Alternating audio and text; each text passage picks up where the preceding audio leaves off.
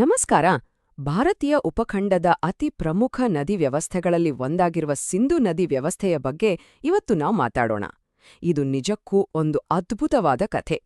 ಹೌದು, ಹಿಮಾಲಯದ ಎತ್ತರದ ಮಂಜುಗಡ್ಡೆಗಳಲ್ಲಿ ಹುಟ್ಟಿ ಸಾವಿರಾರು ಕಿಲೋಮೀಟರ್ ಹರಿದು ಕೊನೆಗೆ ಅರಬ್ಬಿ ಸಮುದ್ರ ಸೇರುವ ಈ ಮಹಾನದಿಯ ರೋಚಕ ಪಯಣವನ್ನು ಬನ್ನಿ ಒಟ್ಟಿಗೆ ನೋಡೋಣ.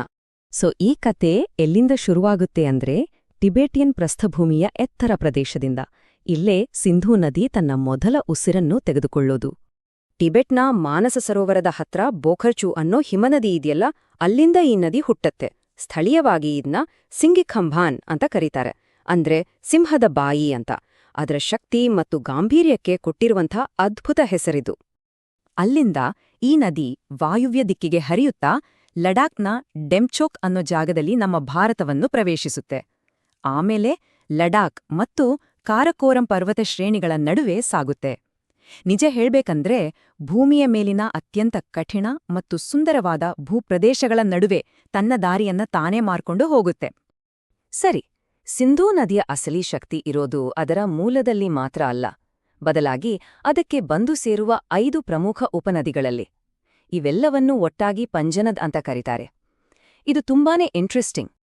ನೋಡಿ, ಈ ಕೋಷ್ಟಕದಲ್ಲಿರೋ 5 ನದಿಗಳೇ ಪಂಜಾಬ್ಗೆ 5 ನದಿಗಳ ನಾಡು ಅನ್ನೋ ಹೆಸರು ಬರಲು ಕಾರಣ. ಝೇಲಂ, ಚೀನಾಬ್, ರಾವಿ, ಬಿಯಾಸ್ ಮತ್ತು ಸಟ್ಲೆಜ್. ಈ ಪ್ರತಿಯೊಂದು ನದಿಗೂ ತನ್ನದೇ ಆದ ಒಂದು ವಿಶೇಷ ಕಥೆಯಿದೆ. ಒಂದೊಂದಾಡಿ ನೋಡೋಣ ಬನ್ನಿ.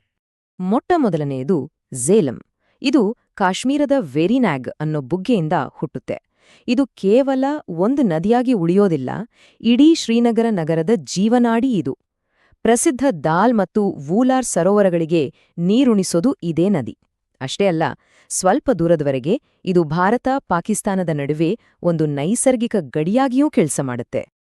ಮುಂದೆ ಬರೋದು ಸಿಂಧೂ ನದಿಯ ಅತಿ ದೊಡ್ಡ ಉಪನದಿ ಚಿನಾಬ್. ಇದರ ಹೆಸರು ಅದರ ಮೂಲನನ್ನೇ ಹೇಳುತ್ತೆ ನೋಡಿ. ಚಂದ್ರ ಮತ್ತು ಭಾಗ ಅಂತ 2 ಸಣ್ಣ ನದಿಗಳು ಸೇರ್ಕೊಂಡು ಈ ದೊಡ್ಡ ನದಿಯಾಗುತ್ತೆ. ಅದಕ್ಕೇನೆ ಇದನ್ನ ಚಂದ್ರಭಾಗ ಅಂತಾನೂ ಕರೀತಾರೆ. ನಮ್ಮ ಪಯಣದಲ್ಲಿ ಮುಂದಿನ ನಿಲ್ದಾಣ ರಾವಿ ನದಿ.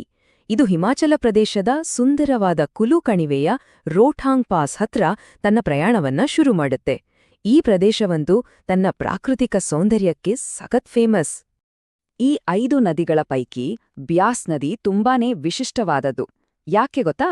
ಯಾಕಂದ್ರೆ ಬಿಯಾಸ್ ಕುಂಡಿನಲ್ಲಿ ಹುಟ್ಟುವ ಈ ನದಿ ಪಾಕಿಸ್ತಾನವನ್ನ ಪ್ರವೇಶಿಸೋದೇ ಇಲ್ಲ. ಸಂಪೂರ್ಣವಾಗಿ ಭಾರತದ ಒಳಗೇನೆ ಹರಿದು ಪಂಜಾಬ್ನಲ್ಲಿ ಸಟ್ಲೆಜ್ ನದಿಯನ್ನ ಸೇರ್ಕೊಳ್ಳುತ್ತೆ. ಇನ್ನು ಕೊನೆಯದಾಗಿ ಸಟ್ಲೆಜ್. ಸಿಂಧೂ ನದಿಯ ತರನೇ ಸಟ್ಲೆಜ್ ಕೂಡ ಟಿಬೆಟ್ನಲ್ಲೇ ಹುಟ್ಟೋದು. ಅಲ್ಲಿ ಇದಕ್ಕೆ ಲಾಂಗ್ ಚೇನ್ ಖಂಬಾಬ್ ಅಂತ ಹೆಸರು.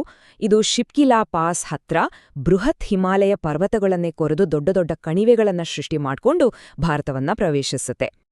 ಒಂದು ನದಿ ವ್ಯವಸ್ಥೆ ಅಂದ್ರೆ ಬರೀ ನೀರಷ್ಟೇ ಅಲ್ಲ ಅಲ್ವಾ, ಅದು ಒಂದು ಇಡೀ ಪರಿಸರ ವ್ಯವಸ್ಥೆ. ಅಲ್ಲಿ ಸಮೃದ್ಧವಾದ ಜೀವವೈವಿಧ್ಯ ಅಡಗಿರುತ್ತೆ.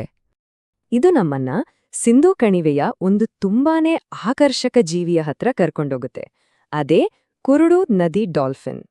ಅವ್ಯಾಕೆ ಕುರುಡು ಅಂದ್ರೆ ಅದಕ್ಕೆ ನೇರ ಕಾರಣ ನದಿಯ ನೀರಿನಲ್ಲಿರೋ ಹೆಚ್ಚಿನ ಕೆಸರು. ನದಿಯ ನೀರು ಯಾವಾಗ್ಲೂ ತುಂಬಾ ಮಬ್ಬಾಗಿರೋದ್ರಿಂದ ಶತಮಾನಗಳ ವಿಕಾಸದಲ್ಲಿ ಅವುಗಳಿಗೆ ಕಣ್ಣುಗಳು ನಿಷ್ಪ್ರಯೋಜಕವಾದವು. ಇದು ಪರಿಸರಕ್ಕೆ ಜೀವಿಗಳು ಹೇಗೆ ಹೊಂದಿಕೊಳ್ಳುತ್ತವೆ ಅನ್ನೋದಕ್ಕೆ ಒಂದು ಪರ್ಫೆಕ್ಟ್ ಉದಾಹರಣೆ. ಈ ನದಿ ಕಣಿವೆಯಲ್ಲಿ ಕೇವಲ ಡಾಲ್ಫಿನ್ಗಳು ಮಾತ್ರ ಅಲ್ಲ, ಹಲವಾರು ಪ್ರಮುಖ ಸಂರಕ್ಷಿತ ಪ್ರದೇಶಗಳೂ ಇವೆ. ಈ ಅಭಯಾರಣ್ಯಗಳು ಹಿಮಚಿರತೆಯಿಂದ ಹಿಡಿದು ಅಪರೂಪದ ಹಕ್ಕಿಗಳವರೆಗೆ ಅನೇಕ ವಿಶಿಷ್ಟ ವನ್ಯಜೀವಿಗಳಿಗೆ ಆಶ್ರಯ ನೀಡಿದವೆ.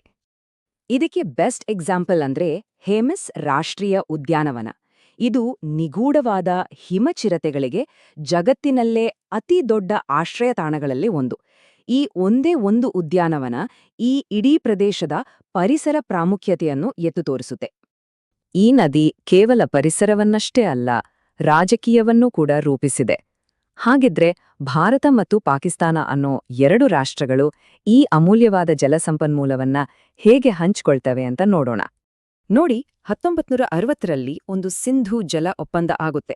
ಅದರ ಪ್ರಕಾರ ಪಶ್ಚಿಮಕ್ಕೆ ಹರಿಯುವ ಸಿಂಧೂ, ಝೇಲಂ ಮತ್ತು ಚಿನಾಬ್ ನದಿಗಳ ನೀರು ಪಾಕಿಸ್ತಾನಕ್ಕೆ ಸೇರಿದ್ದು.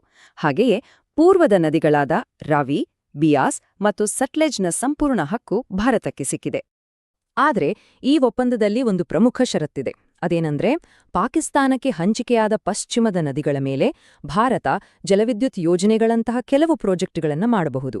ಆದರೆ ಪಾಕಿಸ್ತಾನಕ್ಕೆ ಹೋಗೋ ನೀರಿನ ಹರಿವಿಗೆ ಯಾವುದೇ ಕಾರಣಕ್ಕೂ ಅಡ್ಡಿ ಮಾಡಬಾರ್ದು ಅಂತ.